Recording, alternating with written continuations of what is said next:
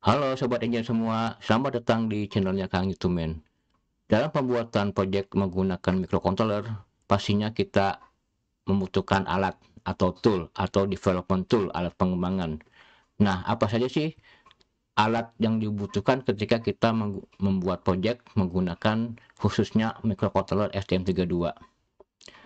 Pada dasarnya pasti kan ada yang berbentuk hardware ataupun software.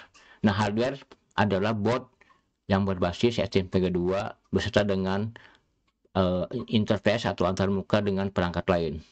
Kemudian kita juga membutuhkan debug group yang berfungsi untuk mendownload program ke dalam STM32 dan juga untuk fungsi debugging atau mendebug program. Untuk software kita pastinya membutuhkan yang namanya IDE, Integrated Development Environment, untuk menulis program, mengcompile, mendownload program, dan juga untuk mendebug program.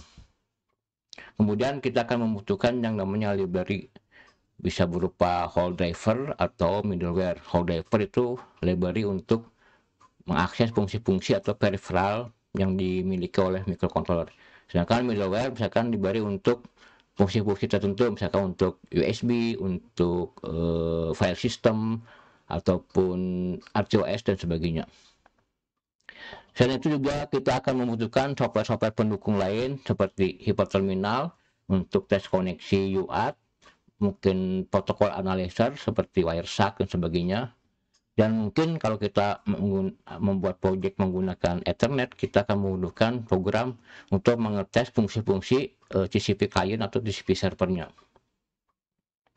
Yang pertama, debug group ini fungsinya untuk mendownload dan mendebug program. Koneksinya bisa berupa lewat SWD, serial wire debug, atau JTAG ya. Penjelasannya bisa dilihat di video sebelumnya. Kemudian biasanya connect ke PC melalui USB.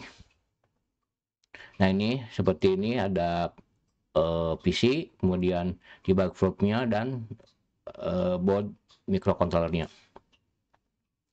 Dan di pasaran tuh banyak beredar debug group seperti misalkan ST-Link, ini buatan ST. ST-Link ini hanya bisa digunakan untuk microcontroller buatan ST Micro ya, seperti STM32, STM8, Bu Energy dan sebagainya. Kemudian ada juga mungkin U-Link dari Keil. Kalau Keil ini bisa untuk microcontroller dari berbagai pabrikan ya, mungkin dari ST, dari TI, dari Microchip dan sebagainya. Sama juga ini J-Link dari Seger. J-Link ini bisa untuk berbagai macam microcontroller seperti halnya U-Link. Nah di pasaran juga mungkin banyak yang beredar seperti ST-Link model dongle seperti ini. Tapi ST-Link model dongle ini kadang-kadang chip atau IC yang digunakannya tuh tidak sama dengan IC yang digunakan oleh ST-Link-nya original yang dibikin oleh ST. Nah kalau ST-Link original dari ST biasanya kan menggunakan STM32F103. Sedangkan ST-Link yang model dongle seperti ini kadang dia tidak menggunakan F103, kadang menggunakan F100, kadang menggunakan F102, atau bahkan kadang menggunakan IC selain STM32, misalkan jadi GD32 dan sebagainya. Nah akibatnya kalau dia IC-nya beda dengan ST-Link original, itu kadang dia tidak bisa dihubungkan dengan program IDE. Misalkan dia tidak bisa berhubungan dengan STM32 Cube IDE. Bahkan dia juga tidak bisa digunakan untuk mendownload program lewat menggunakan software STM32 Cube Programmer. Tapi kalau menggunakan ST-Link Utility, itu program yang lama, itu masih bisa. Nah untuk IDE, Integrated Development Environment, itu merupakan software yang fungsinya terintegrasi. Jadi semua fungsi utama, misalkan untuk menulis program, mengcompile, link, dan juga download dan debug tuh di dalam satu software. Fitur-fitur tambahannya misalkan ada syntax highlighting, jadi si tulisannya itu dia tidak semuanya hitam gitu kan, dia ada yang ada warna-warninya. Misalkan kalau variabel jadi warna biru, kalau fungsi jadi di bold dan sebagainya. Juga ada yang namanya code completion. Fungsi completion ini ada semacam bantuan dari IDE. Jadi ketika kita mengetik sesuatu, maka si IDE itu akan memberikan list, bisa berupa variabel atau fungsi yang sesuai dengan apa yang kita ketik. Kemudian fungsi tambah lainnya misalkan untuk analisa pemakaian memori dari program, misalkan flashnya itu berapa, RAM-nya berapa, terus mungkin juga ada pemakaian stack setiap fungsi dan sebagainya. Fungsi fitur tambahan mungkin juga berupa RTOS debug aware. Jadi si ID ini bisa mendebug sesuai dengan RTOS yang digunakan. Misalkan bisa free RTOS atau ThreadX atau sebagainya. Ada juga untuk fungsi configuration wizard.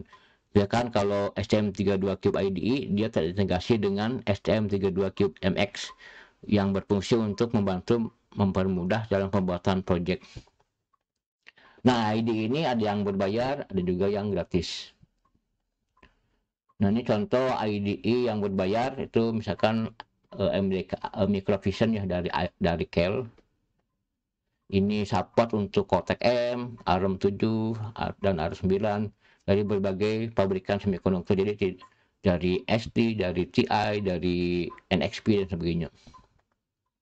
Ini tampilan seperti ini, tampilan ID-nya. Tapi ada juga sih KL dia bekerja sama dengan pabrikan, misalkan dia dengan ST. Jadi dia membuat sebuah satu version yang hanya bisa digunakan oleh STM32F, F0, G0 dan L0 serta Blue Energy ya. Nah, ini bisa berfungsi ini, dan versi ini itu gratis ya, free to use. Tapi hanya bisa digunakan terbatas, jadi untuk seri STM32 ini aja. Kemudian ada juga IAR, Embedded Block Bank dari IAR ya. Ini support semua core ARM 32 bit maupun 64 bit. ARM Cortex M, Cortex R, Cortex A, ARM7, ARM9, ARM11. Ini juga berbayar. Nah, ini tampilan seperti ini. Kemudian STM32Cube IDE yang dibuat oleh ST Microelectronics. Ini awalnya si STM32Cube IDE ini itu adalah True Studio dari Atolic. Jadi si Atolic ini dibeli oleh STM32 oleh ST. Kemudian si True Studio-nya tuh dikonvert ke dalam menjadi STM32Cube IDE. Jadi pada dasarnya menggabungkan True Studio dengan STM32Cube MX. Dan ST menggratiskan software ini, tapi software ini hanya digunakan untuk microcontroller STM32.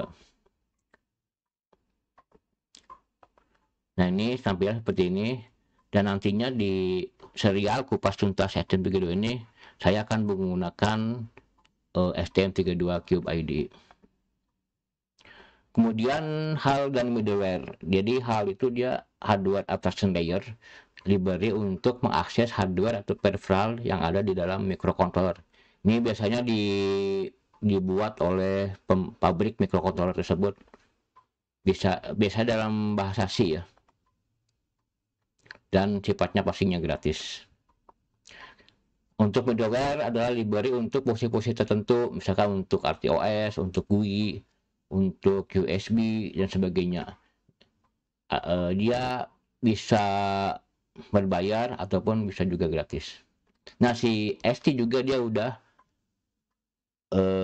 ada beberapa middleware yang terintegrasi di STM32Cube ID-nya. Jadi kita tinggal pakai dan itu sifatnya dia gratis.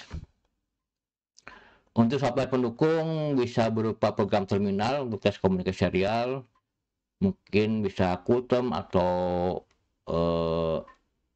ada beberapa ID juga yang menyediakan fungsi terminal. Misalkan di Cube IDE ini ada juga fungsi terminalnya, bisa untuk tes komunikasi serial ya. Kemudian misalkan untuk TCP client server ini kita pakai untuk menguji komunikasi menggunakan Ethernet ya. Ini bisa berupa IP tool seperti ini. Ada juga penganalisa protokol, misalkan wireless, untuk mengetes atau melihat protokol TCP/IP. Nah, flash programmer juga kita perlukan, terutama setelah kita selesai membuat program untuk proses produksi ya, dan juga untuk misalkan fungsi-fungsi lain, seperti misalkan untuk fungsi melock memori itu mungkin kalau lewat IDE dia belum diaktifkan fungsinya ya. Nah, ini bisa menggunakan flash programmer, ini contohnya STM32 Cube Programmer.